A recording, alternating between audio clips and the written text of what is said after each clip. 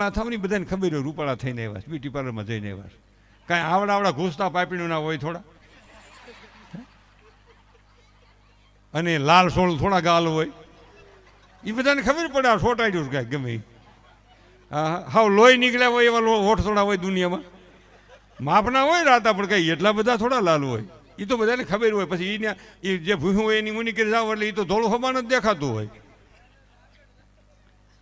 ના ના, એટલે માપે ભૂહાવાનું. મારી ના નથી હો, બ્યુટી પાર્લરમાં જવાનું પણ માપે ભૂહાવાનું. આવડું મોટું કિંમત વધી જાય એટલું બધું ન ભૂહાવવું એમ.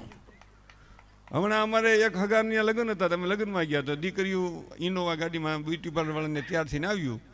એ કન્યા આવી, બે કે એની સાહેલી બેન પણ મિત્ર ફ્રેન્ડ.